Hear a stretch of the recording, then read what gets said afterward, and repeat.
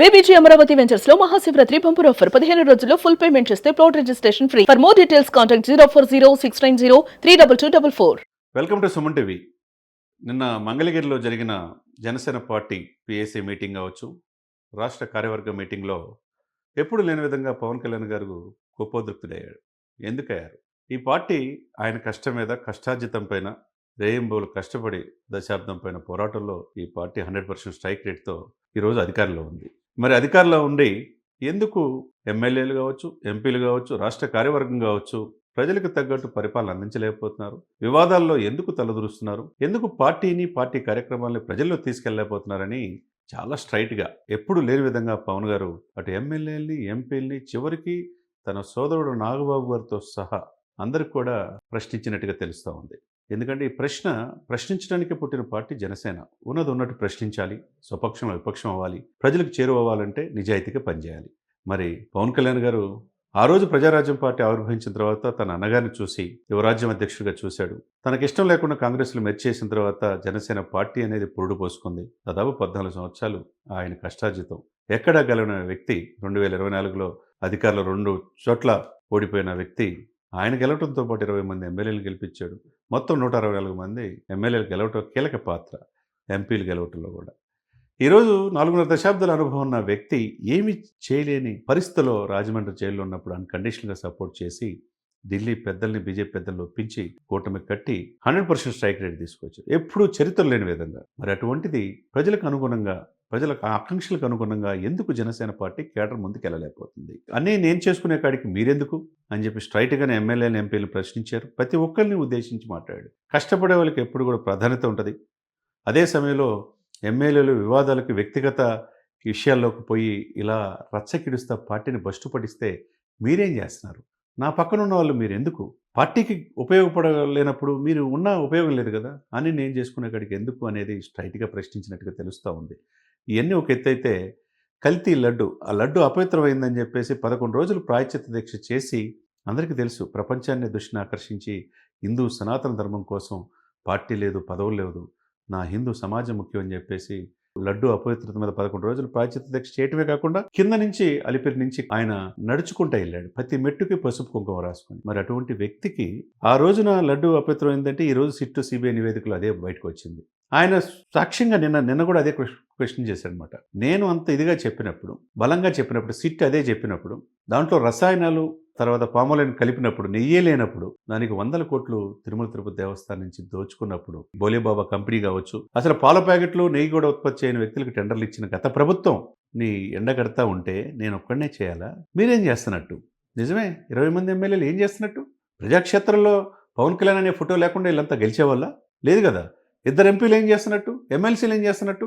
దీంతో పాటు పిఏసీ, దానికి మనోహర్ గారిని కూడా ఇది కంప్లీట్గా ఈ పిఏసీ ప్రక్షాళన చేయమని చెప్పి ఆదేశించినట్టుగా తెలుస్తోంది. ఒకవైపు క్రమశిక్షణా సంఘం తమ్మిరెడ్డి శివశంకర్ లాంటి వాళ్ళని ఇప్పుడు ఆల్రెడీ ఈ రోజునే రైల్వే కోడర్ వెళ్ళారు.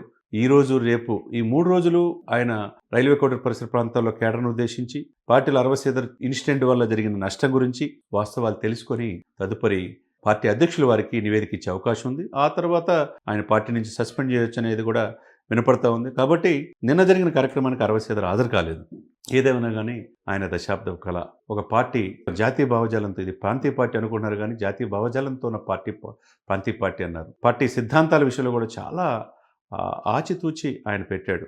కులాలు కలిపే సిద్ధాంతం కావచ్చు, మత ప్రస్థానం లేని రాజకీయం కావచ్చు, తర్వాత ఇవన్నీ కూడా మంచి ఆలోచనతో పర్యావరణ హితం కోసం ఆయన ఈ రోజున అన్ని శాఖలకు అన్నీ తీసుకొస్తా గ్రామీణాభివృద్ధిలో ఫస్ట్ ప్లేస్, వరల్డ్ రికార్డు సాధించి 12,336 గ్రామాల్లో గ్రామ సభలు పెట్టి ఈరోజు దేశంలోనే ఆదర్శవంతమైన డిప్యూటీ చీఫ్ మినిస్టర్గా కొనియాడుతూ ఉంటే, ఈ దేశ ప్రధాని మోదీ గారు కూడా ఈయన పవన్ గారు తుఫాను ఉంటా ఉంటే, ఒకవైపు సినిమాలు, రాజకీయాలు రెండిట్లో సక్సెస్ అవుతా ఉన్న ఈ వ్యక్తికి తన నమ్మిన ఎమ్మెల్యేలు, ఎంపీలు ఎందుకు ఆయన స్పీడ్ని అందుకోలేకపోతున్నారు? ఆయన విధానాలు, విధి విధానాలు ఎందుకు ప్రజల్లో తీసుకెళ్ళలేకపోతున్నారు అనేది ఎక్కడైనా ఆత్మపరిశీలన చేసుకోవాలా. ఈ మార్పు మంచిదే, క్షేత్రస్థాయిలో కూడా ప్రక్షాళన జరగాల్సిన అవసరం ఉంది. జెండా మోసేవాడు ప్రతి నియోజకవర్గాలు 175 నియోజకవర్గాలు జనసేన జెండా మోసేవాళ్ళు ఉన్నారు, అభిమానులు ఉన్నారు, మెగా అభిమానులు ఉన్నారు. ఆ అభిమానులను సింక్రనైజ్ చేసుకుని వాళ్ళని క్రోడీకరించి పార్టీ ఎవరైతే కష్టపడతారో అన్ని నియోజకవర్గాల వారి సమన్వయకర్తలు వేసి క్రమశిక్షణ సంఘం కరెక్ట్గా పనిచేసి చేయగలిగితే డెఫినెట్గా ఉజ్వలమైన భవిష్యత్తు ఉంటుంది. ఆ పార్టీ ఈ పార్టీలో లేకుండా అన్ని పార్టీల చూపు జనసేన వైపు ఉన్నప్పుడు భవిష్యత్తు మాకు బాగుంటుంది పవన్ గారితో ఉన్నప్పుడు అని ఆలోచించినప్పుడు మరి ఆ కొత్తగా వచ్చే వాళ్ళ పరిస్థితి ఏంటి? ఇప్పుడు ఉన్నవాళ్ళు సరిగ్గా చేయకపోతే ఎట్లా? మరి పార్టీ అధినేత అన్నిటికీ స్పందించాలా? ఆయన ఒకటిదే బాధ్యత. ఈ రోజు ఆంధ్రప్రదేశ్లో రోడ్లు ఆయన వేయించాడు, పంచాయతీలకు అన్ని తీసుకొచ్చాడు. ఒకవైపు ఉభయ గోదావరి జిల్లాలకు జలజీవన మిషన్ ఆగిపోయిన జలజీవన మిషన్ 63 లక్షల కుటుంబాలకి మంచినీరు అందిస్తున్నాడు. అఖండ గోదావరి ప్రాజెక్టు కావచ్చు, తర్వాత ఉప్పాడ బీచ్ పరిసర ప్రాంతాల్లో వాళ్ళు కూడా సెంట్రల్ హోమ్ మినిస్టర్ని పర్మిషన్ తీసుకొచ్చారు. ఒకవైపు పోలవరం పూర్తవుతుంది, ఒకవైపు అమరావతి పూర్తవుతుంది. ఇన్ని పనులు ఆయన ఒక్కడే ఢిల్లీ నుంచి గల్లీ దాకా చేస్తున్నప్పుడు బాధ ఉండదా? ఆయనకు కూడా ఆత్మాభిమానం ఉండదా? ఆయనకు కూడా ఓర్పు ఉండదా? మనం ఎప్పుడు అనుకుంటా ఓర్పు, నేర్పు, చేర్పు, కూర్పు ఇవన్నీ కలిస్తే పవన్ కళ్యాణ్ ఆయన స్థితప్రజ్ఞుడు. నేటి రాజకీయాలకి ఉభయ తెలుగు రాష్ట్రాల్లో ఆయన పేరు లేకుండా రాజకీయాలు ఉండవు అని చెప్పాం. 15 సంవత్సరాలు మేము కూటమి కలిసి ఉంటామని ఆయన చెప్పాడు. జగన్ నిన్న అదపదాలు తొక్కపోతే నా పేరు పవన్ కళ్యాణ్ కదా, నా పార్టీ జనసేన కాదు అని చెప్పి 8 జిల్లాల్లో సున్నాకే పరిమితం చేసిన ఆ వ్యక్తికి ఈ రోజు ఇచ్చే మీరు ఎమ్మెల్యేలు చేసి మిమ్మల్ని గౌరవమైన దేవాలయంలో అంటే అసెంబ్లీలో కూర్చోబెడితే మీరు చేసే పనులు ఇయ్యా? మీరు అశ్లీల వీడియోలు చూసుకోవడానికా? లేకపోతే మీరు వ్యక్తిగతంగా ఆస్తులు సంపాదించుకోవడానికా? వివాదాల్లో కూరుకుపోవటానికా?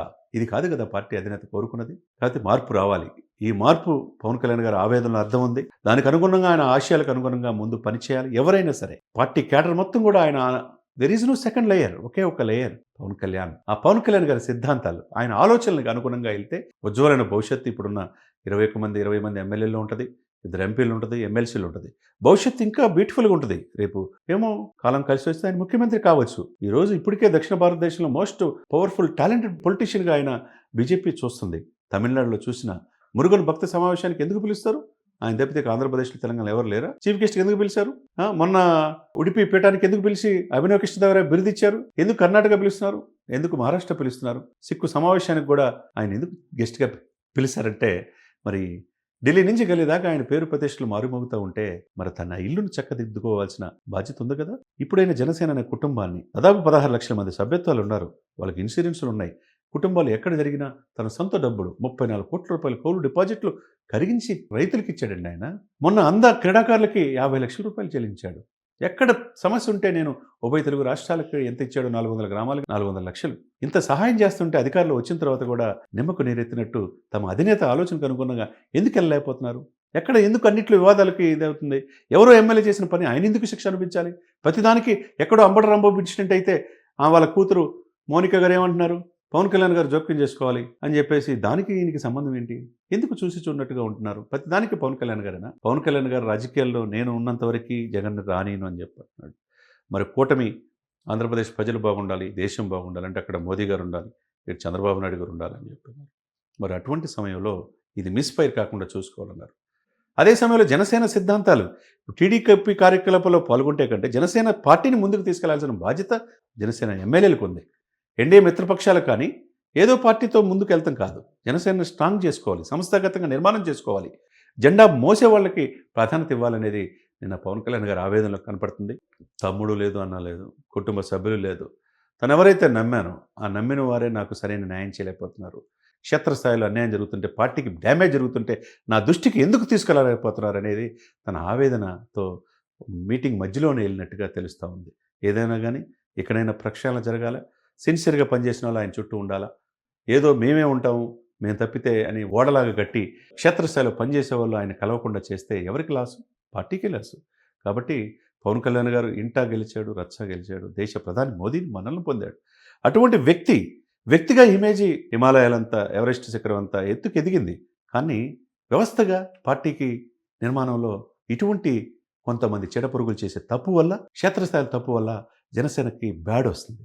ఇది ఫ్యూచర్ ఉన్న పార్టీ, భవిష్యత్తులో ఎంతో ఎదగాల్సిన పార్టీ.